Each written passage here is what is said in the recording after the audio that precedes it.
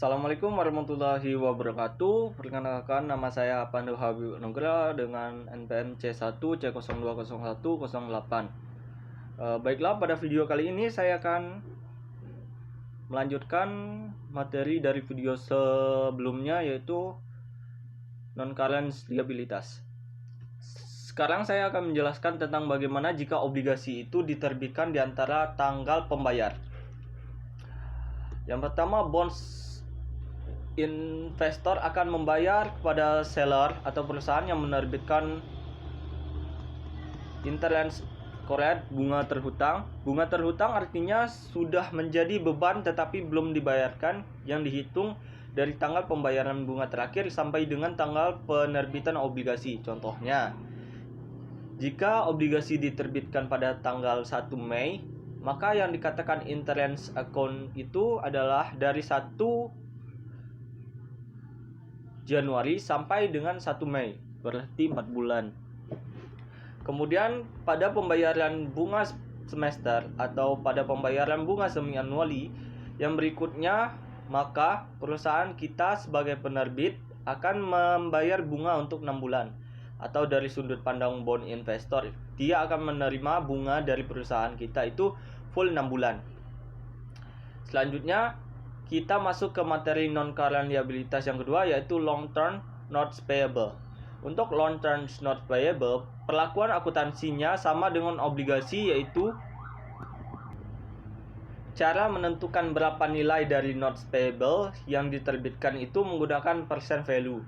Jadi kita melakukan percent value dari dua nilai, yaitu kita present value-kan prinsipal, kemudian yang kita present value-kan berikutnya adalah bunga yang dibayarkan secara periodik. Lalu perusahaan juga akan melakukan amortisasi premium atau diskon selama umur notes payable itu. Kemudian untuk vessel itu ada zero interest bearing notes dan ada yang interest bearing notes. Untuk zero interest bearing notes itu berarti tidak menyertakan kontraktual pada sertifikat vesselnya atau dokumen vesselnya. Perusahaan yang menerbitkan zero interest bearing notes, maka dapat dipastikan bahwa vessel tersebut adalah vessel yang diterbitkan pada tingkat diskon. Karena kontraktualnya tidak disebutkan, maka kontraktualnya itu bernilai 0%. Kemudian pada zero interest bearing notes akan dilakukan amortisasi selama umur dari vessel itu. Untuk interest bearing note, kita harus menentukan apakah dia diskon atau premium. Caranya adalah dengan obligasi, yaitu dengan menggunakan present value. Selain itu, ada juga vessel yang diterbitkan bukan menerima kas, tetapi menerbitkan vessel itu untuk membeli suatu properti, barang ataupun membayar jasa yang kita terima. Berikutnya tentang mortgage notes payable. Mortgage notes payable ini dibentuknya masih dalam bentuk vessel jangka panjang, tetapi biasanya dia ada jaminan berupa properti atau aset tetap. Jadi yang dikatakan mortgage notes payable adalah vessel jangka panjang yang disertai dengan adanya jaminan berupa adanya properti atau aset tetap. Biasanya mortgage notes payable itu akan ada pembayaran secara angsuran. Kemudian yang berikutnya kita masuk ke materi akuntansi pelunasan dari non-current liabilitas. Ada 3 kemungkinan pelunasan dari non-current liabilitas. Yang pertama, obligasi atau notes payable itu dilunasi dengan tanggal jatuh tempo. Ketika obligasi jatuh tempo dan perusahaan melunasi obligasi tersebut, maka perusahaan akan melunasi sejumlah nilai nominalnya.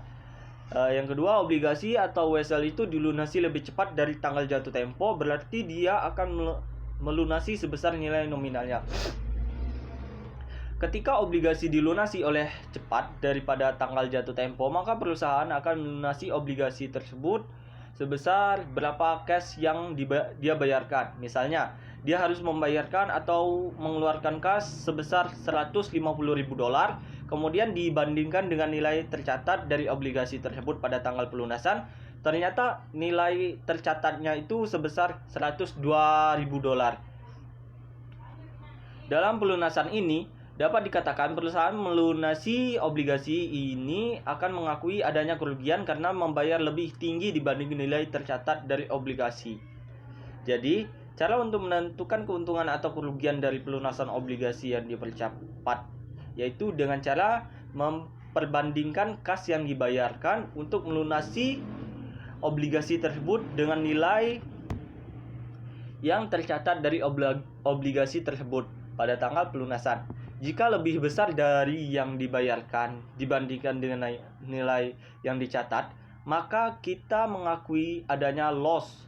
Tetapi jika kebalikannya, kita melunasi hutang lebih rendah dibanding nilai tercatat dari obligasi, maka kita mengakui adanya gain. Yang ketiga, dilunasi dengan menyerahkan aset atau sekuritas lain. Pada saat obligasi itu jatuh tempo, kita melakukan pelunasan tetapi kita tidak membayar dengan menggunakan cash, tetapi kita membayar dengan menyerahkan aset ataupun menyerahkan sekuritas lain pada bond investor. Selanjutnya dilunasi dengan modifikasi of term. Artinya, dia tidak dibayar atau tidak dilunasi dengan menggunakan cash ataupun menyerahkan aset, tetapi dia melakukan modifikasi kesepakatan, misalnya mengurangi tingkat bunga yang tertera dalam kontrak, memperpanjang maturity date atau menambah lagi waktu jatuh tempo. Misalnya jatuh temponya harusnya itu sekarang, tetapi kita meminta penundaan. Kemudian bisa juga dengan mengurangi face amount atau nilai nominal. Serta bisa juga dengan mengurangi atau menangguhkan bunga yang terhutang.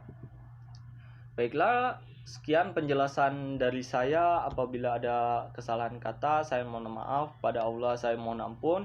Wabillahi taufik wal hidayah. Wassalamualaikum warahmatullahi wabarakatuh.